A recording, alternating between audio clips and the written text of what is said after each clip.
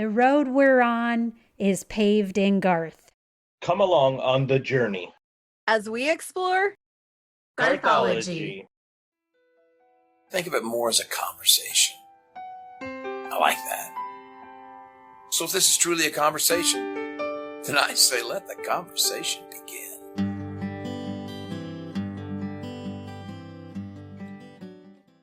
Showtime!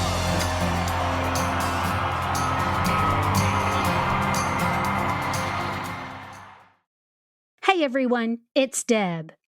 Welcome back to Garthology. This is the podcast where we celebrate the music, the moments, and the man behind one of the greatest careers in country music history, Mr. Garth Brooks. Today, I'm going to talk about something that recently caught my eye.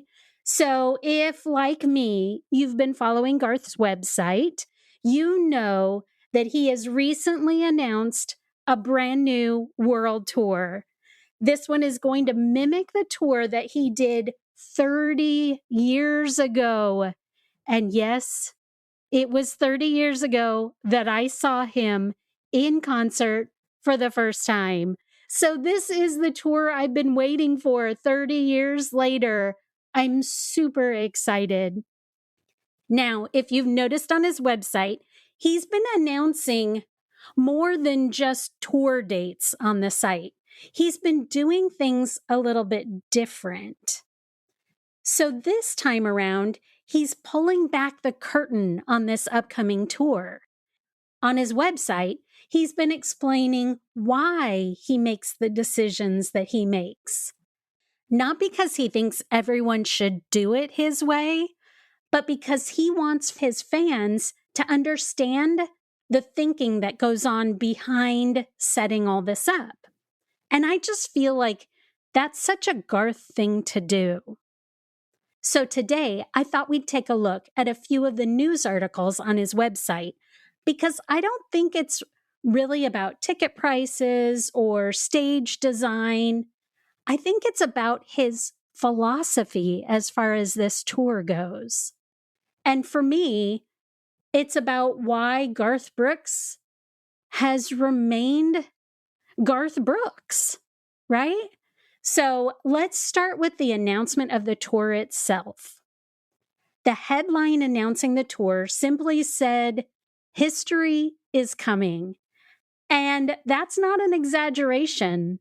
30 years after changing arena touring forever with that famous drum pod we all remember, he's going back to the arenas. He's going back to a lot of the same cities where we saw him 30 years ago. And for many of us, like me, it was the first time we had ever seen him back in 1996. He's going back to the places where this magic that we all love got started. He's bringing back the drum pod, the intimacy, the energy of an arena. And every single show will be recorded as part of what he's calling Killer Live, creating another live album while history is happening right there in front of us. And that is such a Garth thing. You know, most artists announce a tour, right? They just say, this is where I'm going to be. These are the dates I'm going to be there. But not Garth. He announces these like their chances for all of us to make history together. And then came what might be my favorite article of the entire series so far. He starts by saying, "My opinion doesn't have to be yours." So let's just think about that for a minute. In a world where everybody seems determined to convince everyone else that they're right, here's Garth saying, "This is simply how I choose to do it." He's not criticizing other artists. He's not saying anyone else is wrong. He's just explaining why these choices matter to him. That attitude just seems so incredibly refreshing to me right now. It reminds me of why so many people respect Garth beyond just the music he puts out. He doesn't present his philosophy as the only answer. It's just his answer for him. And then another article, we get to one of Garth's longest held beliefs. Every seat, one price. Now, let's be honest. That can't be an easy business decision. He openly explains that by controlling his own tour, instead of simply taking a guaranteed payout from a promoter, he keeps control over ticket prices. Why, you may ask? Because he believes something pretty simple. Where you sit shouldn't depend on how much money you have. It should be luck. He even says it would break his heart if a child asked why they couldn't sit closer, and the answer was, we can't afford those seats. I mean, I don't know about you guys, but for me, that hits differently because it's not about talking about economics. That's talking about families and what they can do together. It's about the experience that they're sharing, and it's about the memories. And they're able to make those memories by the luck of a draw. And whether you agree with his model or not, you have to agree that that's a decision he's making with his heart. And he doesn't stop there, because Garth points out on his site something we all know. Buying the ticket isn't the expensive part anymore necessarily, or it's certainly not the only expense. There's parking and food and merchandise. And if you're traveling from out of town, there's hotels and gas or airfare. He even mentions that during one tour, he noticed that parking cost more than the ticket. Think about that. Parking costs more than to see the show. So when Garth talks about affordability, he isn't just talking about the number printed on your ticket. He's talking about respecting the fact that fans work hard for their money. That's always been part of the relationship he wants with his audience. Not how much can we charge, but how many people can we make this possible for? Another article on the site talked about production, and his philosophy as far as production isn't, yeah, okay, this is good enough. Nope. His philosophy is, if fans are paying their hard-earned money, they deserve the very best technology available. That means sound and lighting and video, everything. Because for Garth, production is another way of saying thank you.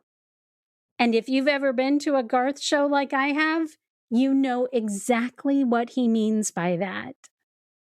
Another one of the articles that really hit home for me, because this part of Garth's concert has given me some of my very favorite Garth moments. That part of the show, that's called housekeeping. For longtime fans, I bet that word alone makes you smile, just like it does me. Because housekeeping is extreme talent, and it's filled with shared moments and pretty much unplanned chaos, if you think about it, because we're asking for things that he may not have been ready for. And he shows us in every minute of housekeeping how talented he truly is.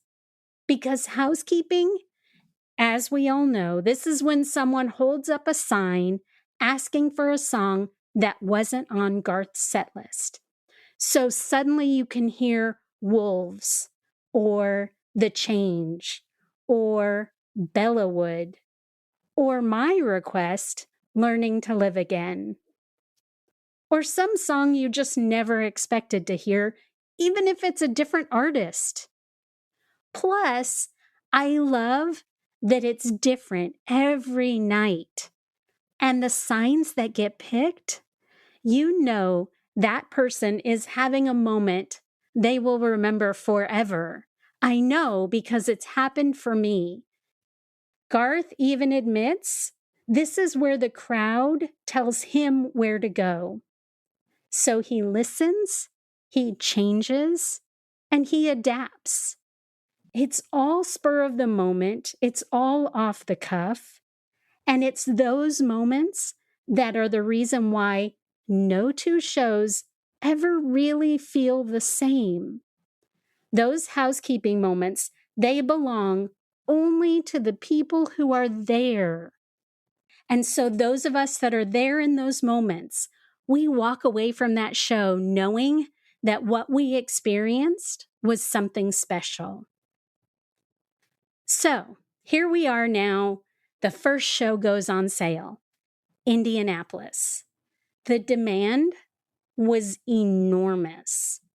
So big, in fact, that additional shows were added, turning an announced 2-night stop into 4 shows.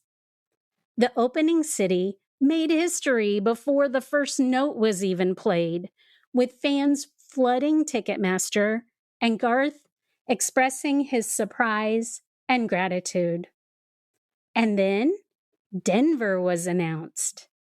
In another article on his site, Garth talks about Denver almost like it's someone talking about an old friend. He remembers the incredible 2019 Mile High Stadium show. Over 84,000 people. It was a record-setting night, and now, instead of another stadium show, which we know he could do and fill up, he announces Ball Arena will be like putting that stadium show in a box. Smaller and closer and more personal. Which, honestly, that seems to be the theme of this entire tour. Not bigger, but closer and more intimate. And you know, after reading all of these articles, again, I don't think they're actually about touring. They're about philosophy, his philosophy. But they're also about trust. Fans trust Garth to give them everything he has. Garth trusts fans enough to let them steer an entire part of every single show. He trusts us enough to explain why he makes difficult decisions. He trusts us enough to bring us into that conversation. And that's pretty rare. I don't know of any other artist that does that. Especially at this stage in his career, he doesn't have to explain any of this. But he chooses to. Because somewhere along the way, it feels like Garth decided that the relationship with his fans mattered just as much as the performance he puts on for us. And maybe that's why Garth fans tend to stick around, because for decades, he's never made us feel like customers. He's always made us feel like part of the team, part of his family, part of his story. I know I feel that way. I hope you do too. And now I want to hear from you. Which part of Garth's touring philosophy means the most to you? Is it his production value and what he puts into it? Is it the equal ticket pricing? Is it his housekeeping philosophy? Or is it simply the fact that he still takes the time to explain the why behind everything? Let us know in our comments on our Facebook page. We can be found at facebook.com/GarthologyCast. That's going to wrap it up for today. As always, Thanks for spending a little time with me. Until next time, I'm Deb, and this has been Garthology, where we celebrate the music, the memories, and the man who still reminds us that the best shows aren't just concerts, they're conversations. Bye, everyone. And remember, love will always win.